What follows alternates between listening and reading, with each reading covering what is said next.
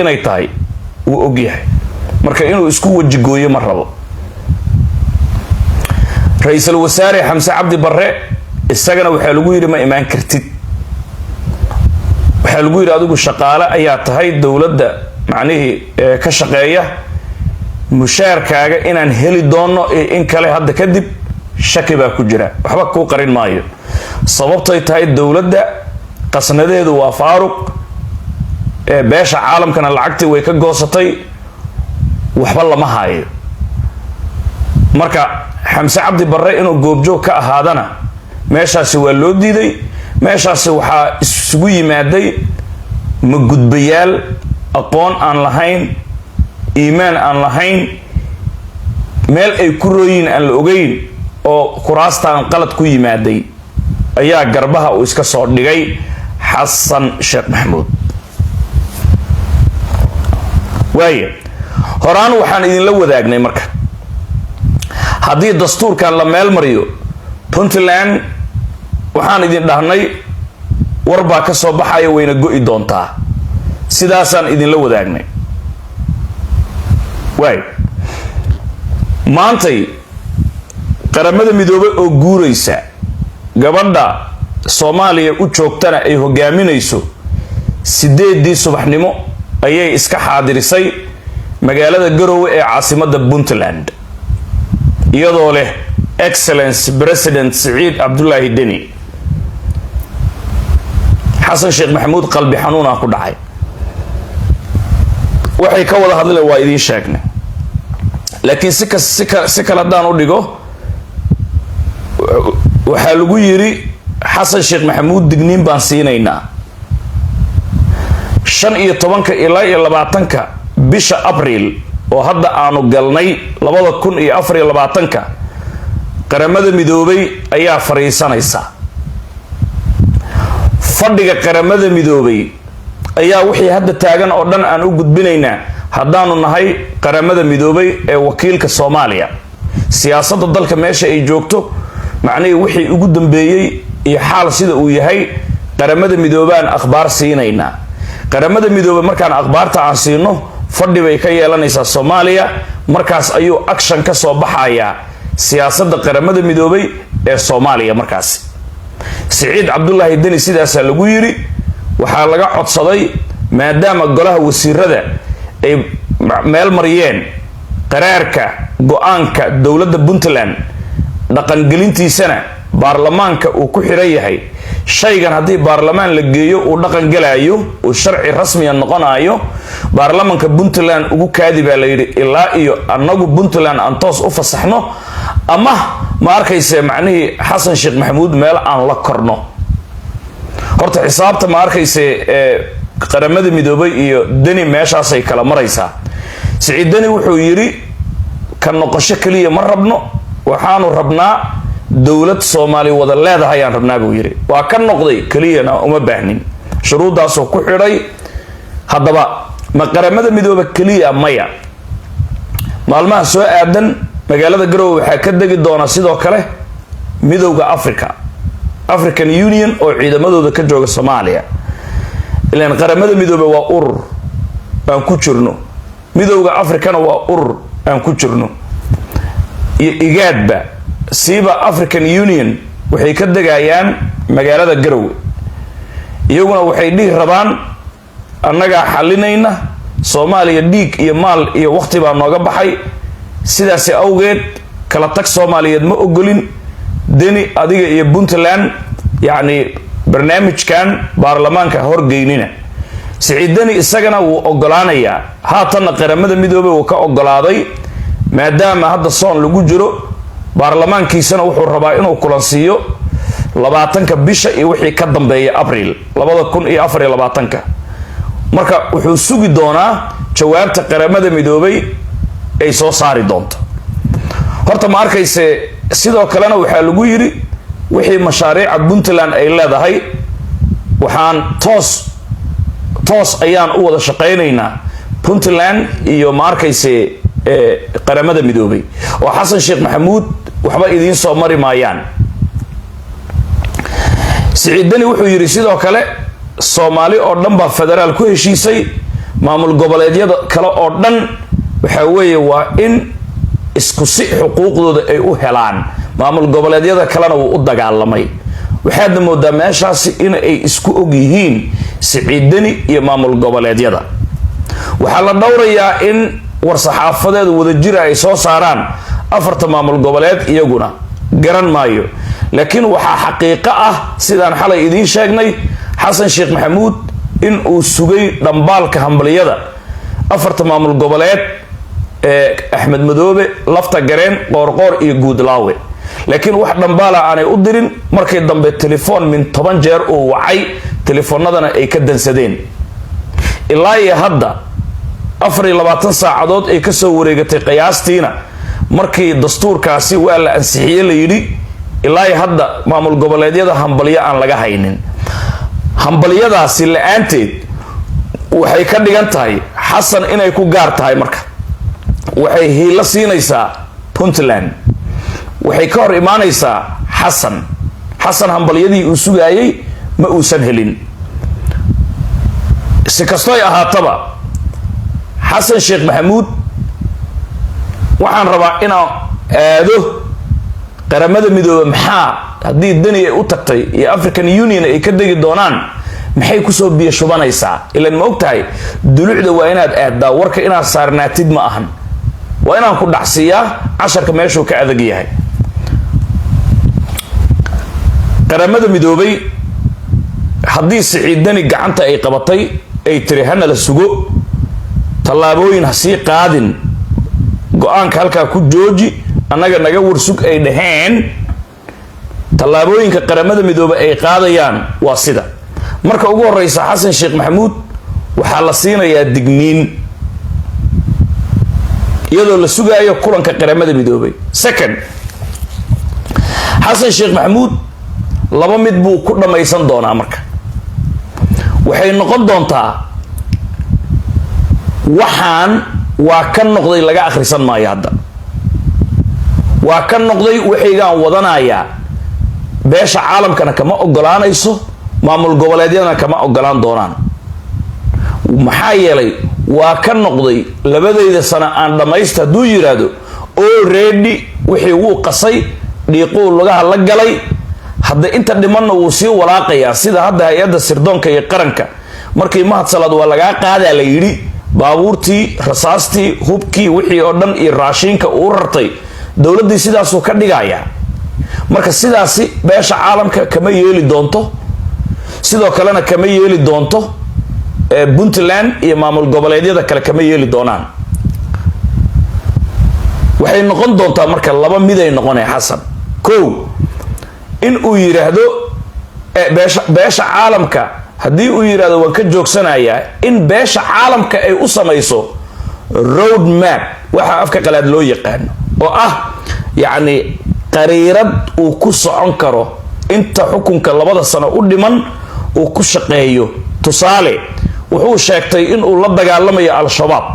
shabaabka la dagaalankiisii saaxiib sii wad,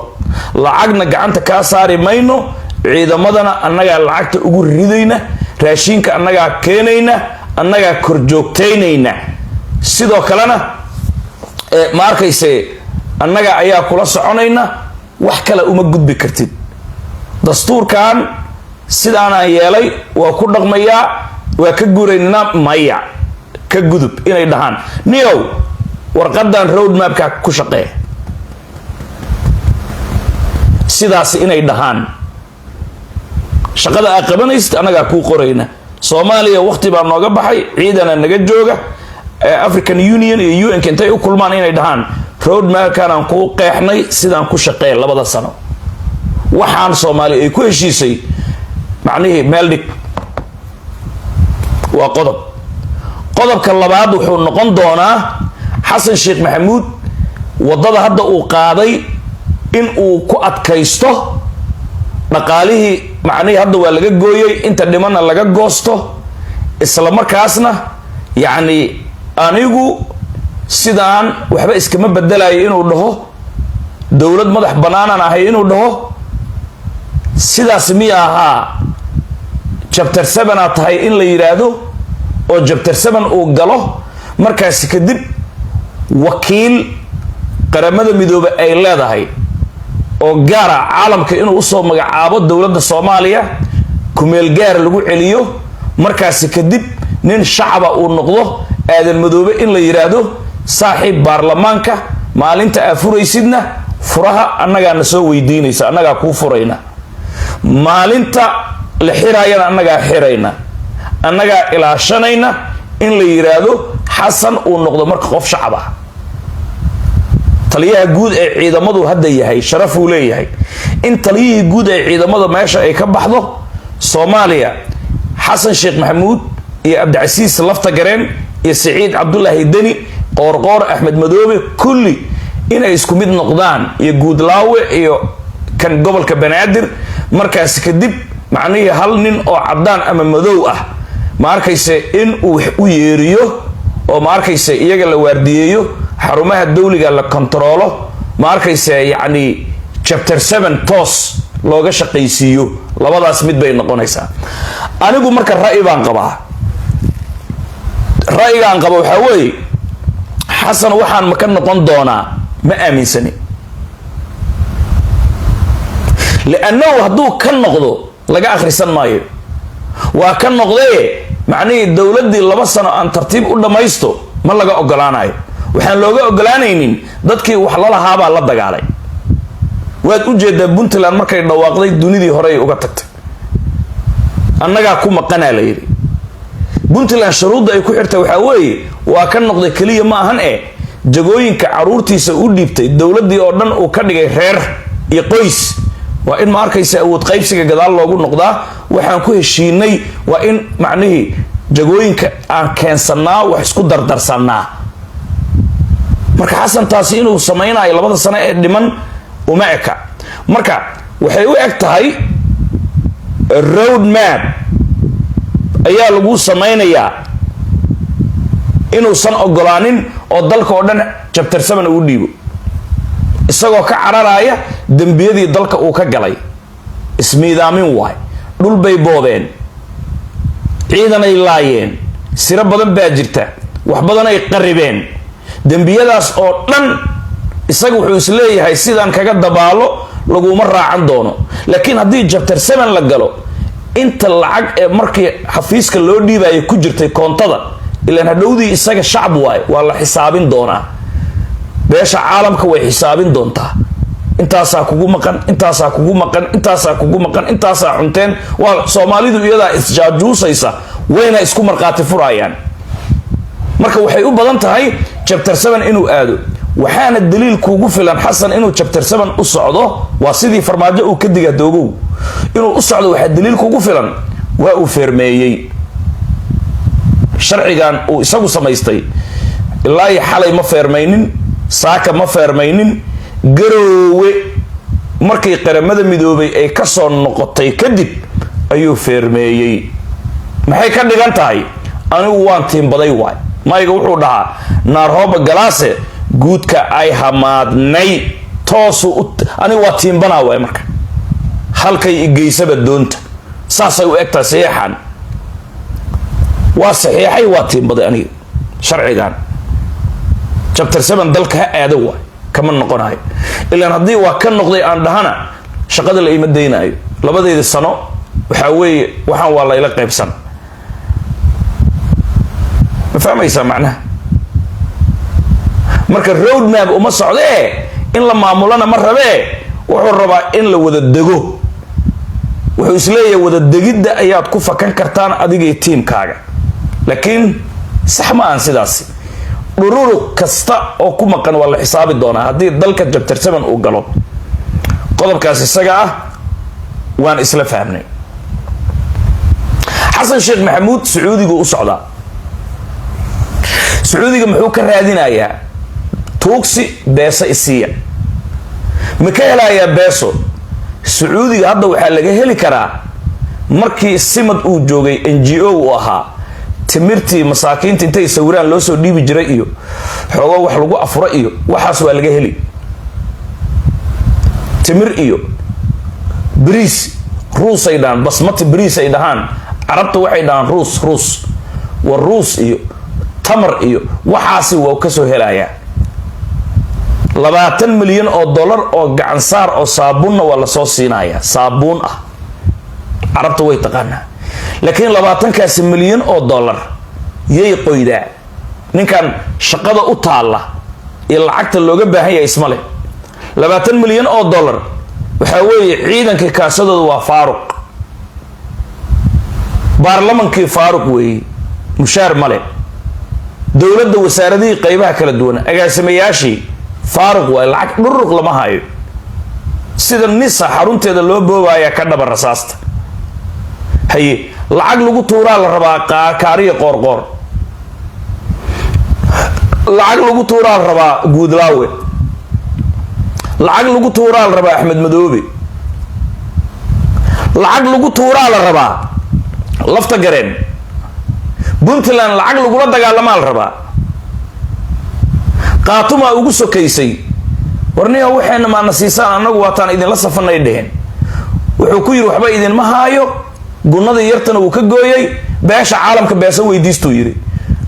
waxa meeshaas ka aragtaa beesha caalamka inay beesada ka goosatay xasan already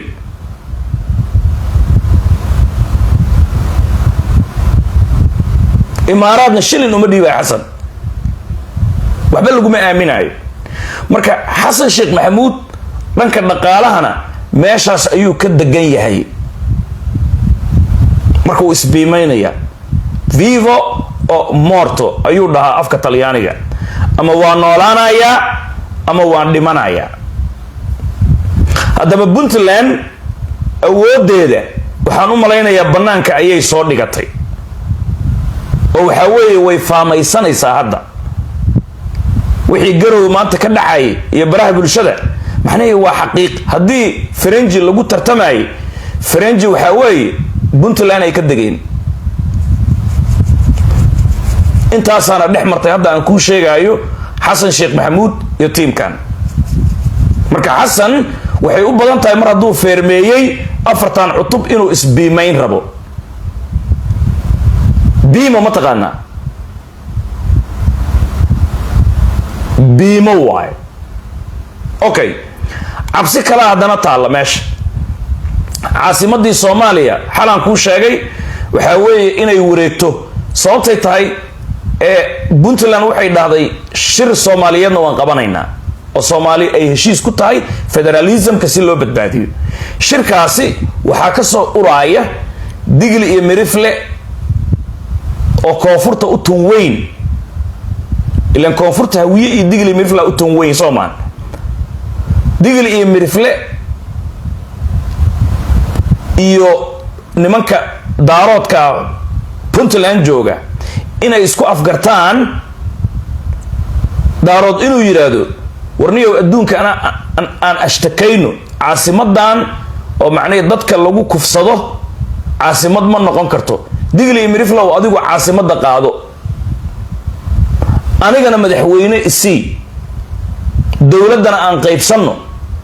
dalkana federalismka aan badbaadino shalayba dowladda idinkaas sal siiyey bay dhabaad ka dhigteen caasimada cabsidaasna magaalada muqdisho way taagan tahay sababtay tahay caasimadan dhaqaale badan baa lagu qabay 4 milyan oo dollar iyo mashaariic fara badan iyo cidda ka shaqeysa dowladda lambar 1 ma arkaysa Soomaali oo dhan ba caasimada laakiin dad hiraab la yiraahdo ayaa ku shaqeysanaya marka ilaahay aan ka cabsano marka horta cabsidaasi na way taagan tahay hadda xasan xalay toole hawiye waxay ku dheen odayaashooda nin oo qataraan gelisay albaab aan la gargaraacin baan ugu garaacday haddii baashan ay nagu dabagadoonta ka waran already qariiradii waxaa la soo bandhigay marka Soomaali haddii lacala ay kala tagtana qariiradii waa la soo bandhigay daarood dir hawiye digil iyo mirifle dad baa ay weydiiyay aw dan wadaag dad bay dili waayeen waxba qarin maayo qofkii qof dil ayaa dhul helaaya dad bay dili waayeen dad dila digil iyo mirifle u dambeeyay dhulkoodana barya kuma helin ilaa hadda qaarana ka maqan marka Soomaaliya waa xoog qariiradanna macnaheed tii koonfur Soomaaliya laga soo bilaabo gaalkacyo ilaa iyo markayse amuma iyo kudaa iyo dolow waxaa jiray niman hawiye oo jaamacadaha wareejinaya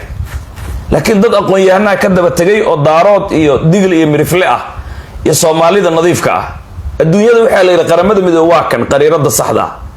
digl iyo mirifle dhulkiisa waa intaas tuulooyinkiis wuu soo qortay degmo walba inta tuulo hoos imaata